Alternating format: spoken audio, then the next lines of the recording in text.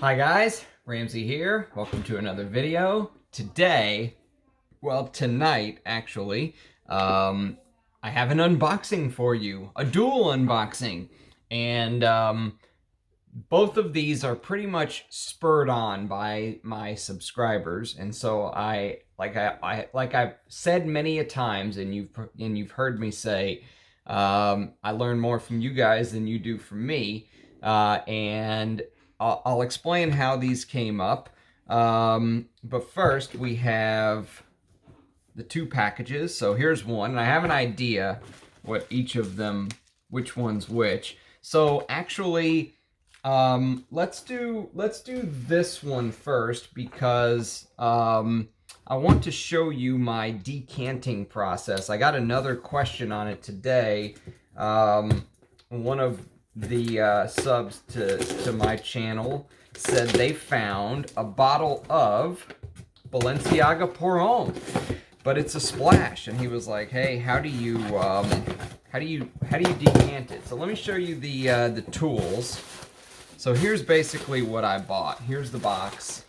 Here's what I bought, and this is a Mercari purchase, and this was spurred on by my 1985 video. I got a little slack because I did not have the original.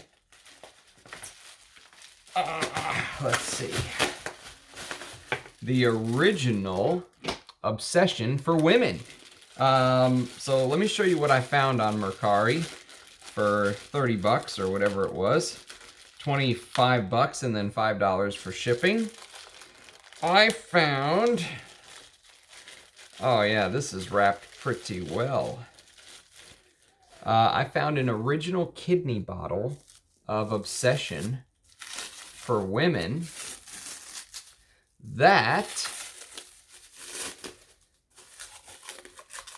is, oh man, I don't like how they wrap this. All right, let me take this off. Dun dun dun dun. Come on, baby. Get back on there. Okay. That is... Okay, so there you go. Obsession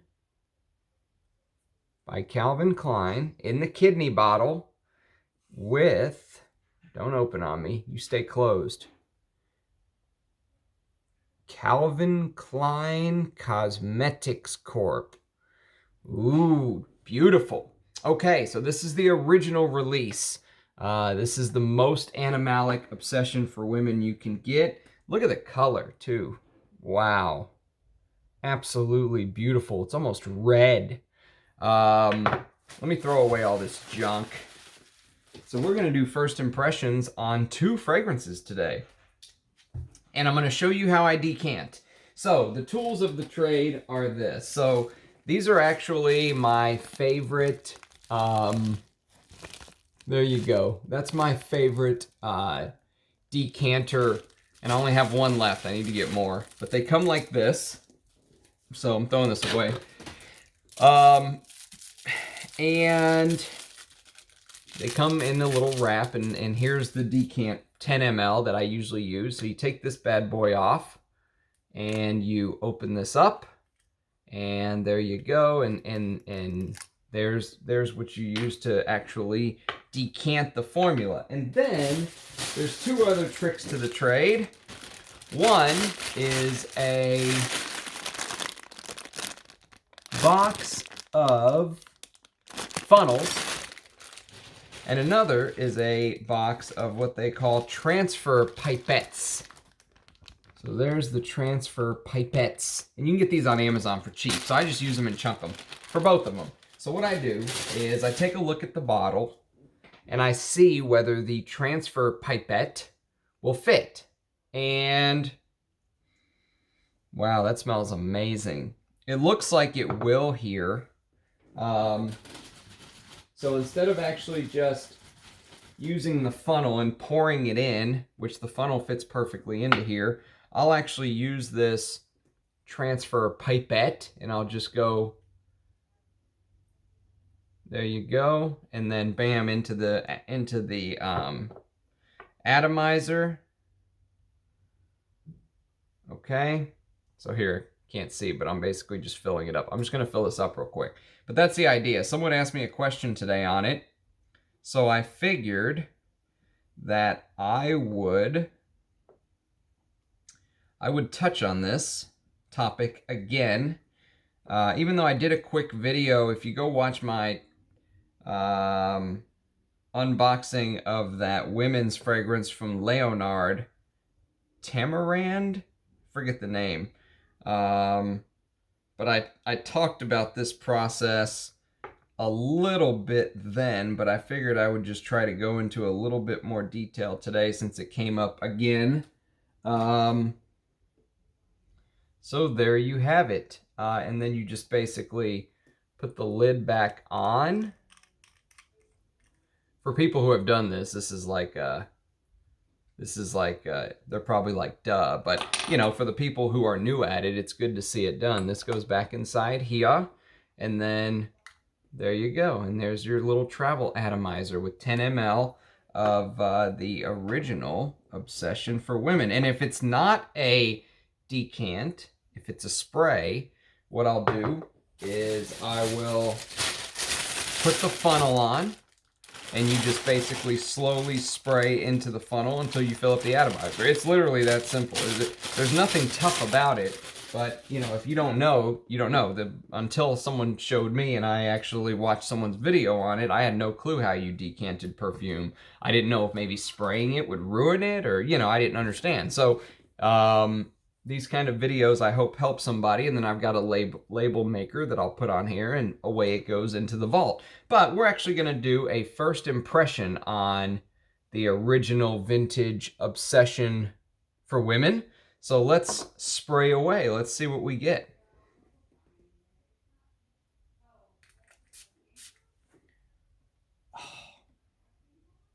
I love these atomizers because they're just, for a decant, it's just amazing. Okay, let's let this settle. I can smell it already. I wonder if the top notes turned on this one. You know, I got a little bit of that. The fragrance has turned in the first 5-10 seconds right there. Now, this is an old bottle, Obsession. I think this fragrance is turned, which is unfortunate.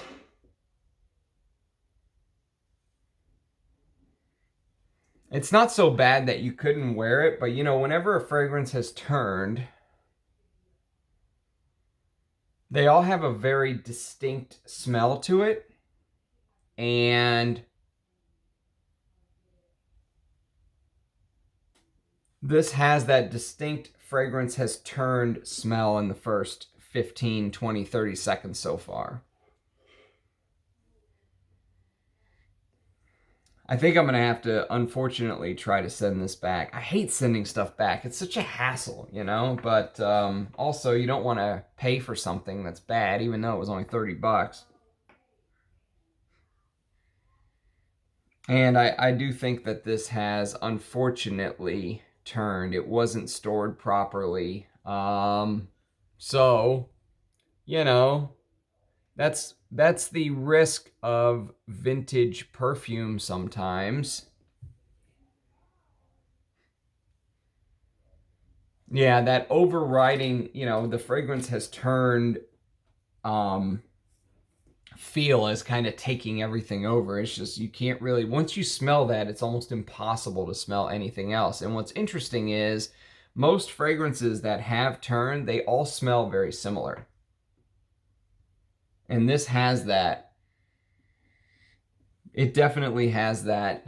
It smells like maybe there's a beautiful fragrance underneath, but that sheen of the fragrance has turned is just too hard to look past.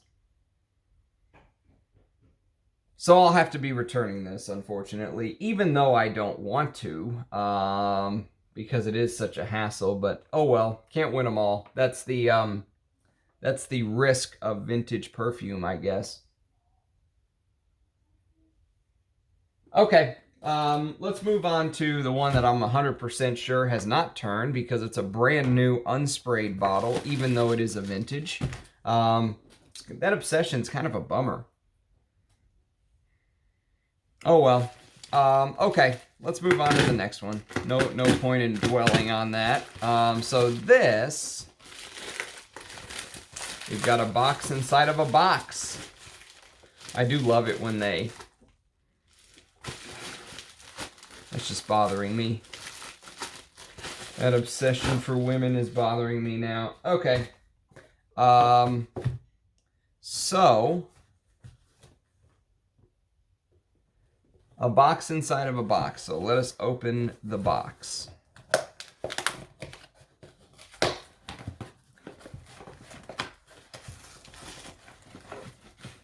I am pretty sure I have an idea of what this is. Although I buy a lot of fragrances, so you never know. Maybe it's something unexpected. Maybe it's a gift. Okay, here you go. Here's the packaging inside of a box, inside of a... the fragrance has turned smell is starting to really go into the background now. And I'm starting to get more of the amber, but I don't know if I can overlook that.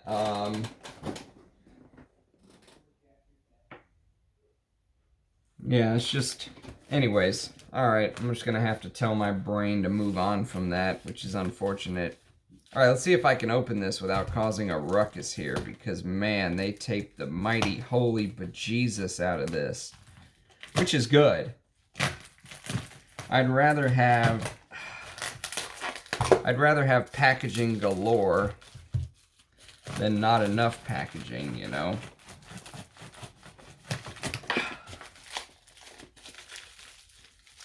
Okay.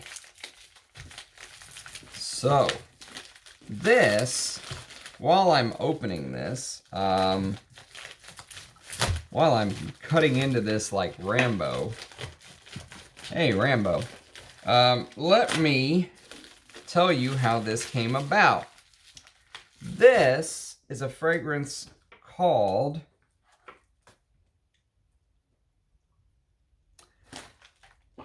L'Anarchiste by Caron. And this is the vintage copper bottle. And you can see the juice color or the juice by the back. This is an unsprayed tester, so you don't get a cap. But you do get this lovely piece of roll here. And the how this came up is... one of my subscribers said, hey, I never got into Creed's Viking because there's a fragrance called Caron L'Anarchiste that came out 20 years ago that just does that style of fragrance so much better. And I actually really enjoy the original Viking. It's something that... I liked from the minute I sprayed it. Even with all the terrible reviews on it, it was something that I enjoyed and liked. And so when this person who obviously knows their perfume, they've left multiple comments, says something like this, I took notice. So I looked it up and I started to watch a couple videos. And I noticed that there were some pretty well-respected, that I respect, people like... Matt, Fragrance Matt, from way back in the day, he said that this is a masterpiece. Okay. So I found a tester bottle. It doesn't have the cool cap. The cap looks like the cap from Balenciaga Cristobal. If you've ever seen Cristobal de Balenciaga pour homme with that strange barbed wire looking cap thing. The cap here is kind of similar. It's short and stocky and copper as well. So I gave up the cap to get a brand new 100 ml tester for 55 bucks, whatever. But this has mint in the opening, and then it goes to a cinnamon, vetiver, Virginia cedar, Gaiac wood, sandalwood, and musk. There's also an African orange flower note. But apparently, And you can see the notes right on the back right there. So apparently, this was done by a perfumer named Richard Frace. And Mr. Frace put this fragrance out when Caron was kind of a brand that, people in maybe the French perfume world knew, but not everyday, perfumistas were big on the House of Caron. So they really kind of bucked the trend. They went against their main clientele. So let's give this a spray. And it sprayed on the first spray. It wasn't supposed to. It's supposed to be a brand new tester. Nothing works today. But this one is not bad. This is good. I will tell you that right off the bat. That obsession just pisses me off. Okay, so this came out in the year 2000, so it's 22 years old. And when you first spray, the note that my nose hones in on is that African orange flower. That's the one that I get a lot of right off of the bat. And now the mint is starting to come through. But it's not a toothpaste mint. It's almost like a fresh mint from the garden, The mint in this reminds me of the mint that my mother used to use when she would make her mint tea. This would be beautiful in spring and probably summer. Also, the woods right now, I would say Gaiac wood is probably the most prominent. But when you have Gaiac wood and cedar and sandalwood, I think your nose is maybe going to try to go back and forth between picking out which one comes to the forefront. Definitely cinnamon, and, some warm spice feel, you could say, to go with the mint. I see why the person who recommended this said to try this out instead of Viking, because it does have, Viking also has mint, and it has rose, and it has that creamy creed sandalwood, if I remember correctly.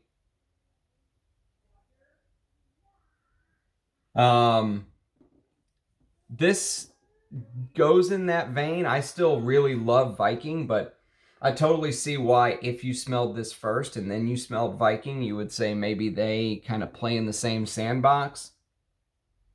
But they're so different that you could easily own both. I would not say owning both is redundant at all. But what is interesting about this fragrance is I've heard about it, but somebody like me who is really into these classic, this is discontinued, by the way, I believe. If it's not discontinued, this version in the copper is discontinued, and they switched it over to the modern Caron bottle. It looks like Caron Third Man or Yatagan or something like that. And so other comparisons that this fragrance gets would be something like Maitrier Parfumé Centauri, which I've never smelled. It's also compared to a bunch of fragrances I've actually never smelled. Royal Spice by Royal Lime Bermuda. I have no clue what that is. Cordovan by Avon, no clue. Is there anything in here I recognize? Amouage Enclave. Actually, there's a Pasha de Cartier reference in Fragrantica. That's ridiculous. This doesn't smell anything like Pasha de Cartier. But it is an EDT. And it's 100 ml, and if it was sprayed, it was maybe only sprayed one time. Maybe the atomizer was primed, I'm not sure. Let me see if there's anything else listed here that's not listed in Fragrantica. Atlas Cedar, 7 kinds of musk. I think that's what that means. Accord des 7 musks d'origines differentiis. We'll say 7 kinds of musks. But this would be beautiful in the spring and summer because my nose is really picking up on that fresh mint. This is one of the freshest, most natural mint notes I've ever smelled. Ever. It really reminds me of the tea that my mother used to make when I was a kid. She used to make this mint tea with mint that she would grow in the garden, or there was a church garden that she used to pick mint from as well.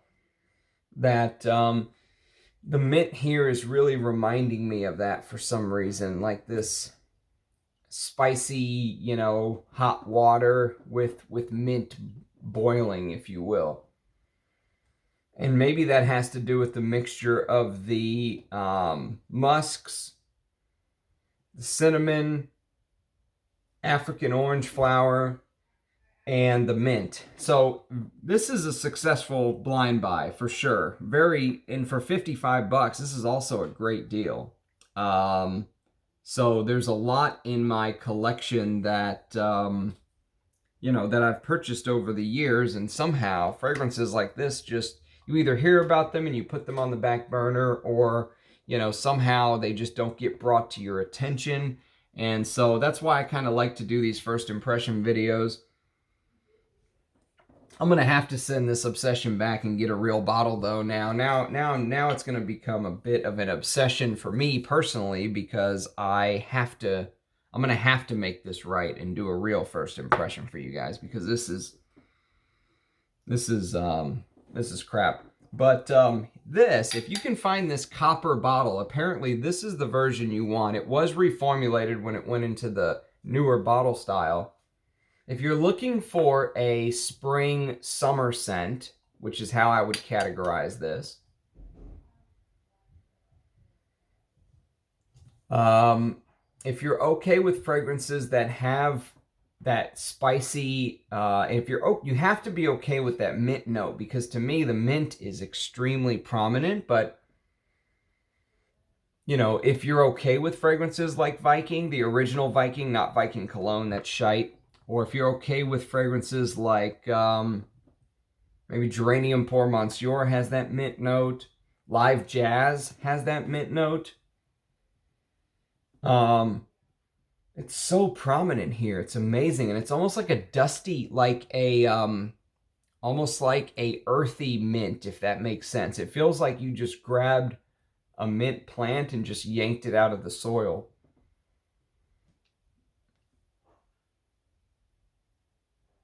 I'm really liking this. I hear it develops also, so I'll be interested to see how the development comes. Obviously, on a first impression, you can't really give very much, you know, feedback on longevity or if the scent changes over time. But I hear it does. It's interesting. I'm looking at the pictures on Fragrantica, and one of them is an ad, maybe like an ad when this first came out. And it shows the bottle over here on one side of the ad, and it's completely pitch black. And on the other side, entering the picture, is just a match burning with the flame. And the reason that caught my attention is I was thinking of boiling water, the boiling water that you actually will boil on the stove when you heat the mint up. And seeing that advertisement and seeing this copper bottle almost makes me think of like a tea kettle, like a copper tea kettle or something. The mint's inside, it's boiling, you're getting a bit of maybe you put some other things in there other than just mint with your tea. The cinnamon,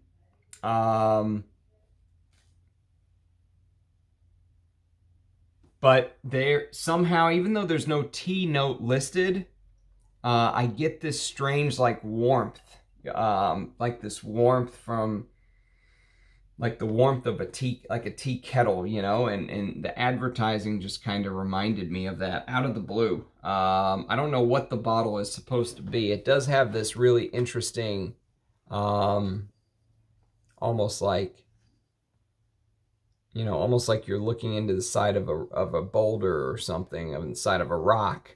But I really like this. It's a shame they don't do bottles for each, you know, release like this, like they used to in the old days.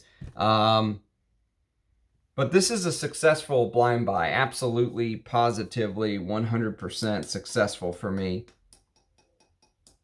And it almost feels like, look, this top piece right here is plastic, but this, actual glass. So I miss these kind of bottles. It's a shame. And then they've got something over it to make it look like copper. But it's a shame that brands don't take the time to actually do stuff like this anymore. So anyways, that's kind of my first impression. Sorry the obsession was bunk. It still is. So that's probably going to have to go back. But this is a winner. If you guys aren't familiar with this and the sound of a fresh mint with that orange flower and spicy cinnamon, you know, the warmth of almost like a tea kettle, and mint appeals to you, check this out. This is an interesting fragrance. I'll be interested to see how it develops over time, and ultimately I'll be reviewing all this. Well, not this one because it's going back, but I'll be interested in reviewing all of these. So that's my first impression. One winner, one loser. That's how it goes sometimes with vintage perfumery. But I do appreciate you guys watching the unboxing, and I will end the first impressions. And let me know if you guys have experience with either of these fragrances. I know a couple people wanted me to get the Obsession, so they're probably going to be a little upset that this was a failure. But you guys take it easy. Let me know your thoughts, and have a good night. Cheers. We'll see you again tomorrow. Bye-bye.